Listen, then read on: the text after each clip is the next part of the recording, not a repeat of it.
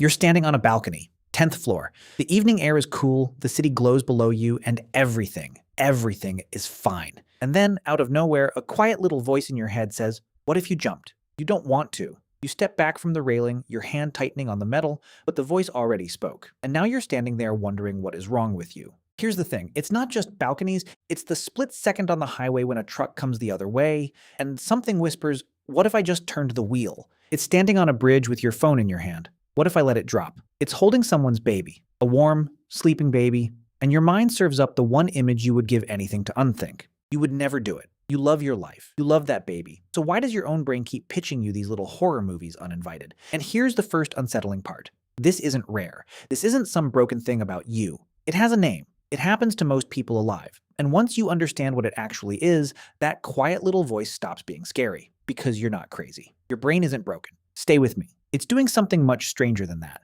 The French have a phrase for it, l'appel du vide, the call of the void. And for about 100 years, the explanation people reached for was the dark one, the tidy one. Freud gave us the idea of a death drive, a secret, self-destructive wish buried somewhere inside all of us. So the intuitive read went like this. That urge to jump is the real you, leaking out. A hidden part of you that wants to die, finally getting a word in. It's a clean story. It's a terrifying story. And it is almost perfectly backwards, because in 2012, researchers at Florida State finally did the obvious thing that nobody had done. They measured it. They asked 431 people about that urge. And they measured their anxiety, their mood, whether they'd ever had a single suicidal thought in their lives. Now, if the death drive story were true, you'd expect one thing. The people who feel the call the most should be the people closest to wanting to die. They found the opposite. More than half of the people who had never, not once, been suicidal reported feeling the urge to jump.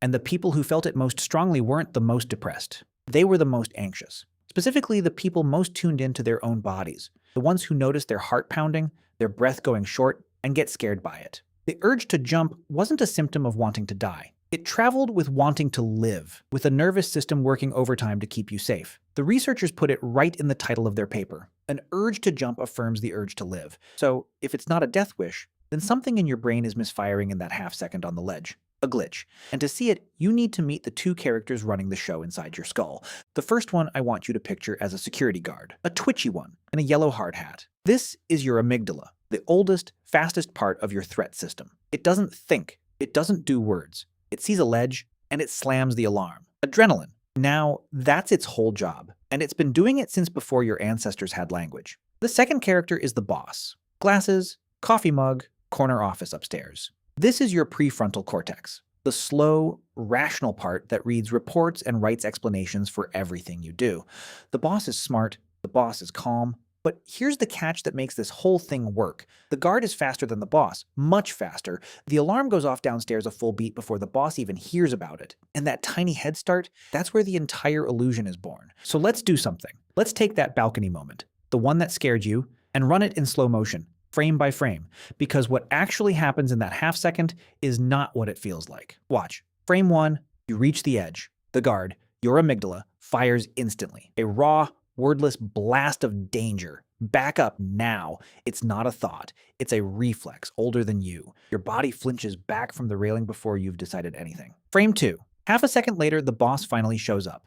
And the boss walks into a scene already in progress. Your heart is hammering. You've just jerked away from the edge. Adrenaline is flooding your system. And there's no label on any of it. Just a huge spike of fear with no explanation attached. Frame 3. And the boss cannot stand an unexplained feeling. That's its whole job. To make sense of things. So it looks at the evidence, the pounding heart, the flinch, that jolt of terror, and it writes a caption, the wrong one. It goes, "I reacted that hard. I must have wanted to jump." That's it. That's the whole thing. Your survival instinct fired to save your life, and your thinking mind misread the receipt. It felt the alarm going off and concluded you must have wanted the disaster. Psychologists call this an attribution error. Your brain attached the wrong story to a real sensation. The signal actually said back away from the edge. You heard I must want to jump. So the call of the void was never a voice pulling you toward death. It's the sound of your alarm system working perfectly. Just heard backwards. You're not crazy.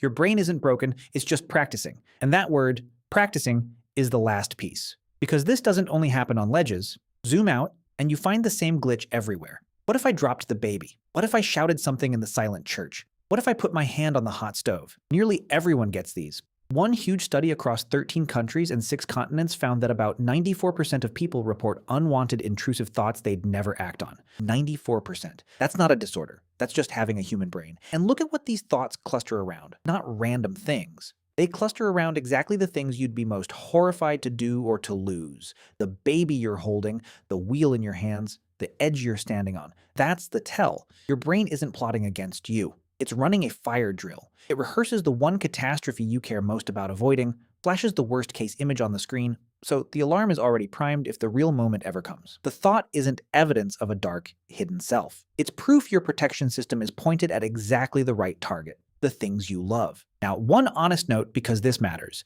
If those thoughts ever stop feeling like a fleeting flash and start feeling heavy, sticky, genuinely distressing, that's a different thing, and it's worth talking to someone about. There's no shame in it. But the ordinary version, the split-second whisper on the balcony, that one's just your wiring doing its job. So, back to the balcony. 10th floor, the city still glows below you. The voice speaks. What if you jumped? And this time you know exactly what it is. You step back, you breathe, the voice fades. Nothing is wrong with you.